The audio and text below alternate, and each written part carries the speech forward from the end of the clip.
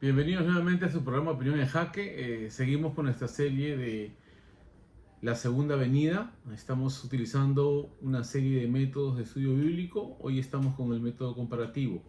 Vamos a continuar entonces examinando Mateo capítulo 24, comparándolo con Segunda de Tesalonicenses capítulo 1 y 2. Vamos a ver las escenas. Vamos a ver las escenas de la aparición. Si usted tiene su Biblia, vaya a Mateo 24 conmigo y vamos a examinar qué sucede cuando Jesús aparece. ¿No? Vamos a ver. Aquí tenemos que considerar si hay escenas simultáneas, o sea, que ocurren al mismo tiempo, o hay escenas secuenciales. Y para eso tenemos que leer el pasaje. Usted léalo varias veces, como ya hemos indicado. Aquí solamente estamos haciendo los resúmenes directos para poder detallar exactamente las 5 escenas que aparecen en Mateo capítulo 24 y 25. La primera escena está en el versículo 29. ¿Ya? Tenemos que ver que se dice lo siguiente: e inmediatamente después de la tribulación de aquellos días, el sol se oscurecerá, la luna no dará su resplandor, y las estrellas caerán del cielo, y las potencias de los cielos serán conmovidas. Aquí vemos el telón de la catástrofe cósmica que abre el inicio de la aparición del Señor. ¿Ya? Esto es importantísimo, ¿no? Va a haber una conmoción cósmica. Esto tiene que dejarlo en claro porque luego cuando comparemos con Segunda de Pedro capítulo 3 vamos a ver qué sucede, ¿no? ¿Qué sucede? Bueno, se los adelanto, la tierra va a ser pasada por fuego, ¿no? Y esta es la primera escena y va de la mano con la aparición del Señor. Verso 30. Entonces aparecerá la señal del Hijo del Hombre en el cielo. Y entonces lamentarán todas las tribus de la tierra y verán al Hijo del Hombre viniendo sobre las nubes del cielo con gran poder y gloria. Esta es la segunda escena. El telón se abre, hay una conmoción cósmica, el sol, la luna, las estrellas, y aparece el Señor. O sea, la presencia del Señor es como una explosión atómica, ¿no? Su presencia, ¿no?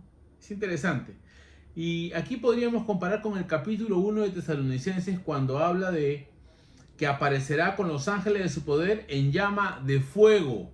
En llama de fuego. O sea, esto es interesante, estos detalles, porque Tesalonicenses va a estar comparando la aparición del Señor, ¿ya? En este caso con gran poder. Y viene con los ángeles de su poder. Y la apariencia que él tiene es en llama de fuego, por eso está conmoviendo el cosmos. Esta es una situación paralela, ¿no es cierto? Tendríamos que decir que la escena 1 y 2 van de la mano, ¿no? La aparición del Señor, ¿ya?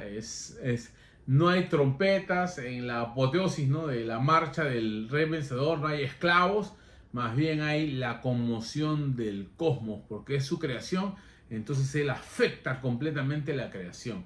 Y esto tiene que quedar bien en claro. Esta es la segunda escena. Vamos a la tercera escena, ¿no? La tercera escena se ve en el verso 31.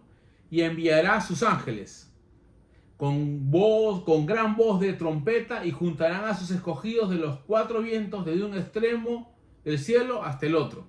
La tercera escena es la selección de los escogidos, lo que Pablo llama en otro lugar el arrebatamiento, ¿no? En 1 Tesalonicenses capítulo 4. Todavía no hemos examinado el arrebatamiento, vamos a ver las escenas primero.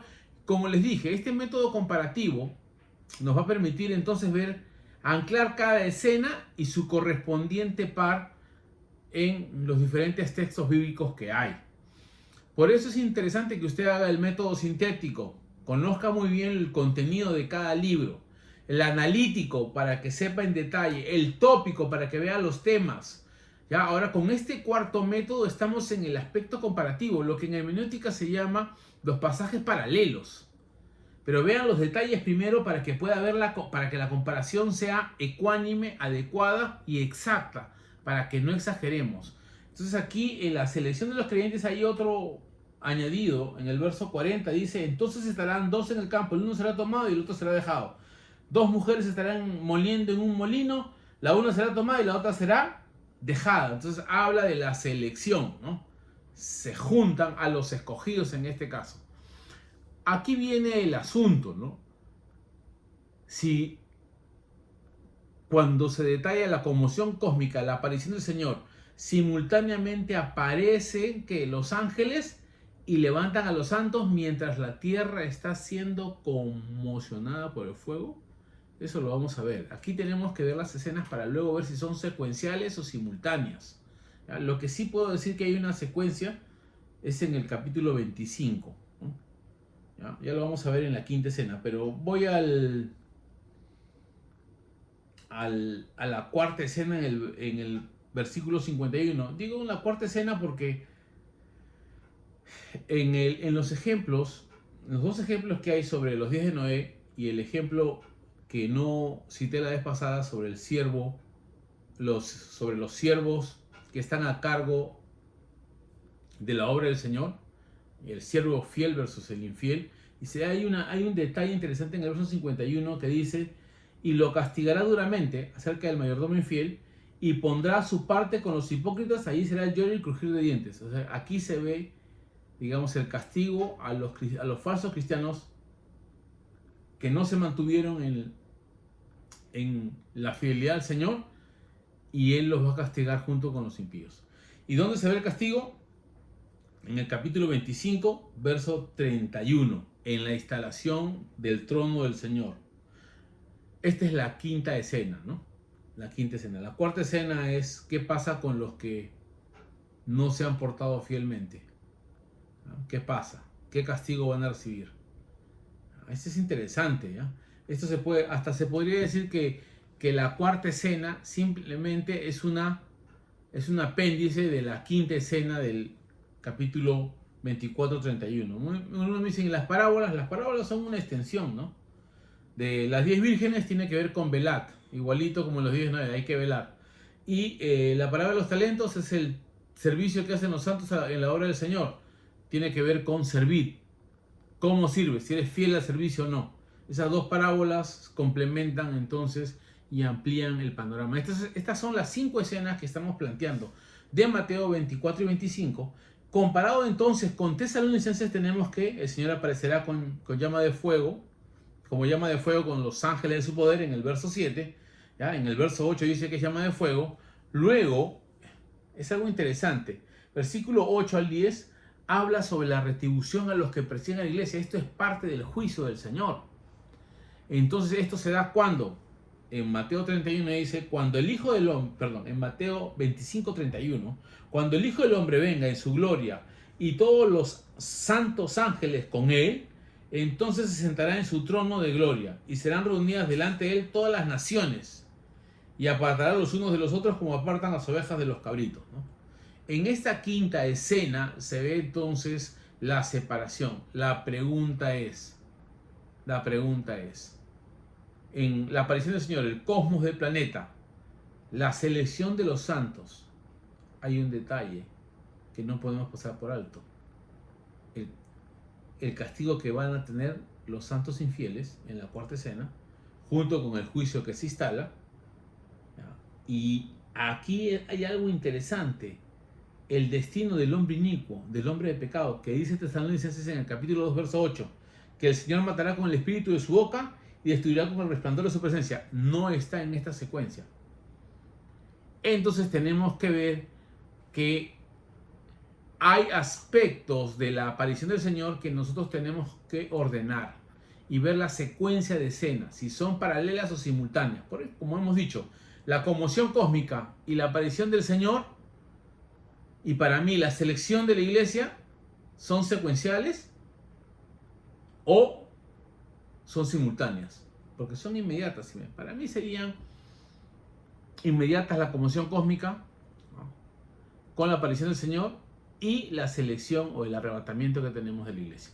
No voy a hablar de eso en profundidad ahora porque necesitamos leer 1 Tesalonicenses capítulo 4 y 5 sobre el arrebatamiento de la iglesia, ¿no? ¿Qué sucede?